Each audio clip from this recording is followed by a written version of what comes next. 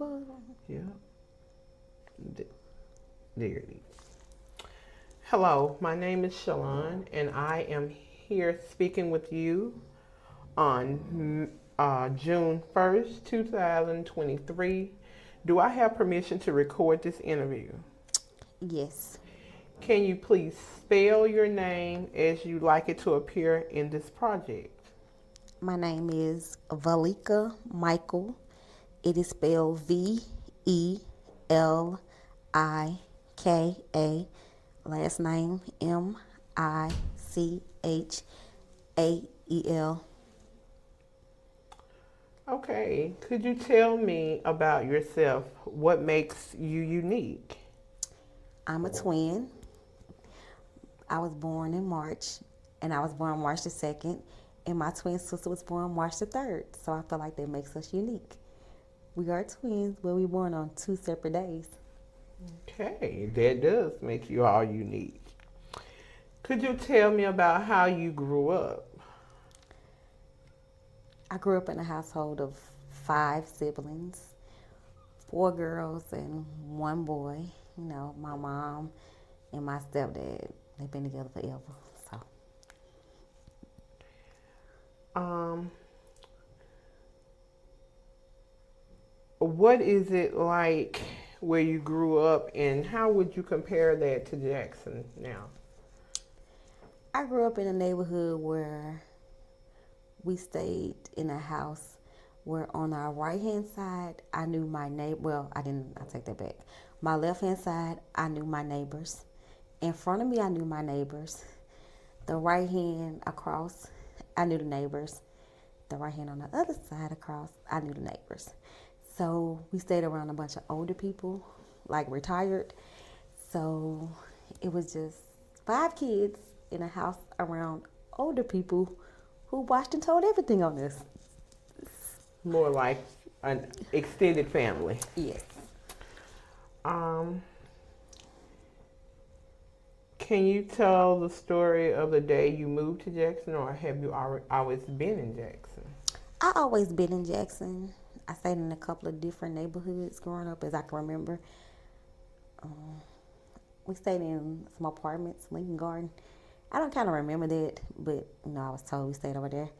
And we stayed in Georgetown. Okay. And then we grew and we stayed in Bernadician forever, for the Oh, longest. okay. So most of my memory will come from, well, I remember Georgetown and Bernadician. So it'll come from those two neighborhoods growing up, coming up, because I stayed there much of the time. Okay. So, describe a typical day from your childhood for me. So we stayed in a dead end neighborhood in Georgetown. And at the tip of the road, it was called Georgetown Street. I can remember that. At the tip of the neighborhood, when you first come in, it was a car. It was like a little bug. So it had a driver's side door, the whole side, but on the left side had no door. So we used to play in that car and drive around like we was going to the store. Yeah, sounds So like we had like a fun. little crate. It had a back seat, but we had like a little crate. We would just be driving and just going and just having fun. So I remember that very good. That sounds like a lot of fun. Um, why do you think that stood out? When I think about memories, that memory just always come up. Okay. I don't know. And then I hate to say it, we swam in a creek because we had like a little creek in that neighborhood, and we played in it. I don't know why I played in the creek, but I played in the creek. I played in the creek. We had little pots and pans, and when stuff used to wash up, you used to play in it. Now you can't even go by a creek. I Mm-mm. don't know how it was it, but it was just, and the water was clear. Okay. Could you do you have any children? No, I don't have any kids. I have nieces and nephews. Um, my twin sister has four. Okay. Could you tell me about your experience as being a supporter of children? So, by me being an auntie with no kids, I'm always the backup person. So even though I don't have kids, I do doctor's appointments. I do PTA, band, wherever they're involved in, is like, she was like, if I can't make it, call my sister. Even when I take them to the doctor, they was like, the doctor, she's very sweet. She was like, TT your mom. So even though I don't have kids, I'm very well experienced in all of that. Okay. Everything a parent does, I pretty much do. I was there a while back. If you were to have kids now or around children, often describe what a typical day looks like. Work, home, cooking, cleaning. I really wouldn't know. Because by me not being a parent. But I say a typical day when I have my nieces. Yes. I get up and I cook them breakfast, figure out what we going to do. Are you that fun, TT? Because I get to send them home. Yes, that's the good part. Yes, I get to send them home. So this question here would be, who would be your support system? But I from hearing you are I think it'll be my mom and my sister. Okay. My mom and my sister, because they are my support system now. Even though I have kids, they are my support system now. So I'll say my mom and my sister. Okay. I think we have each other back for the most, because I'm going to stick up for her right or wrong. I'm going to stick beside her. That's it. Both of them. All right. Well, how do you compare the way you and your nieces and nephews are raised, the way they're raised? So, growing up in our neighborhood when we stayed in, my mom didn't like us outside while she was at work. But, being us, we snuck outside. But our neighbors, I know them by their names. I don't know if I can say their name, but no. Mr. Smith and Mr. Kimmel and Mr. Walton, them, they used to kind of watch out for us. And if we did something too out of the way, when she came home, they'll snitch. They will snitch. But now you don't have people who watch you like we had growing up. Now it's everybody to themselves. You used to sit on your porch and, watch the kids play, and they'll watch us play. And now you sit on your porch, they turn your head when they see something. They don't want to say nothing to nobody kids because you don't want nobody to say nothing to you. So everybody pretty much to themselves. It's not, we don't have that village we used to have. At all. I do understand that. Do any stories come to mind that shows the similarities and the difference? So,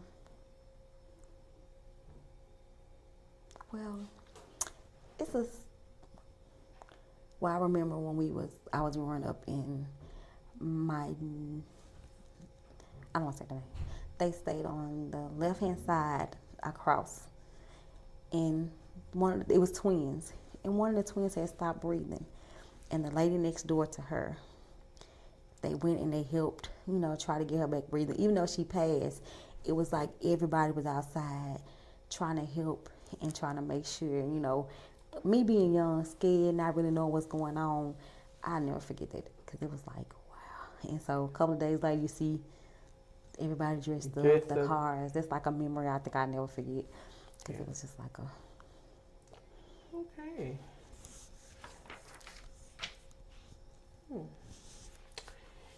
Environments and surrounding. Okay. Can you paint a picture of the neighborhood you lived in? I see trees, a lot of trees. We had a lot of trees. And it was like everybody's grass was well kept. Well kept grass. Always somebody older, because they were retired. Everybody said mama was retired. So all of them sitting on the porch and, just the houses was pretty. No houses abandoned or nailed. And, you can usually walk across the street and go into their houses. They even took you to church. I went to church with my neighbor across the street a lot. Played with their grandkids because we were about the same age. Okay. So it was just, you can play with kids and everybody got along. You didn't have to worry about nothing outside barefooted. No running from bullets or anything like that. It was just a nice, clean, fun environment. And we don't have that now. No, now it's every street just about the yard not kept. The house is nailed shut. You got kids playing in the street, they won't move, but it's not, it don't look as clean. The trees don't look as blossom as they did back then. Yes. So how do you feel about this neighborhood? I think this neighborhood is back on the rise because I see a lot of different programs that's being put into this neighborhood, and like the Habitat building up houses and bringing housing to the neighborhood. So I think it's actually bringing the neighborhood up. We still have the problems that we have, but I like how they taking a lot of the abandoned houses and redoing the neighborhoods and some of the streets and stuff like this. So I think that's a plus. Yes, trying to bring it back to what it used to be. Yes.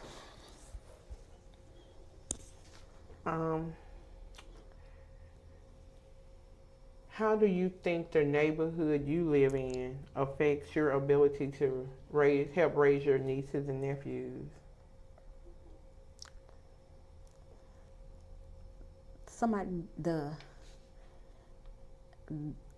I guess they would say when they stand outside and they go from gambling to arguing to fighting. So it's like you never know what kind of day you'll get with the, who's standing outside, because sometimes you'll have a group of people, sometimes the group of people won't be as what you think it is. So it's just, I guess it's on a give and take day. Okay. What are some of the ways that you have adapted to the challenges and the opportunities you encounter to help raise your nieces and nephews in your community? I say pretty much go with the flow. Just go with the flow. Okay. Okay, if you could paint a picture of your ideal community, environment of raising children, what would that look like? I'll say back to my childhood, where no abandoned houses, no weapons on every doorstep, nice kept yards, kids playing, having honest, good fun, without the fighting, without the bullying. Even back then, when kids would fight, it never stayed mad with each other.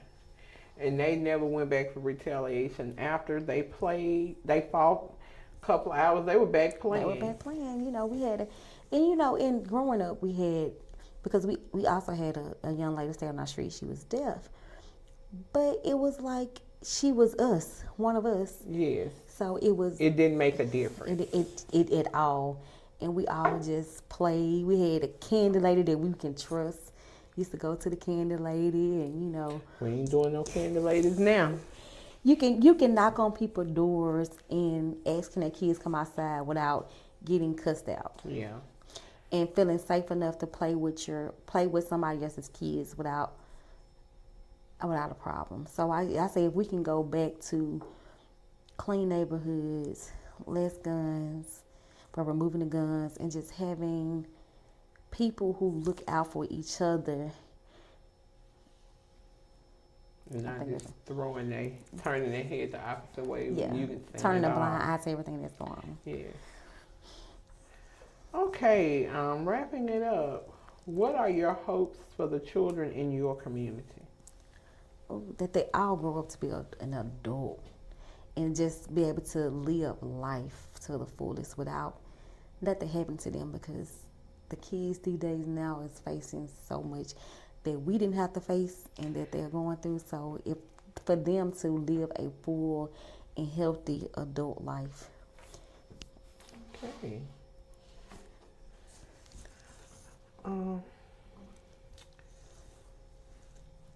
Is there anything that you would like to add that I didn't ask?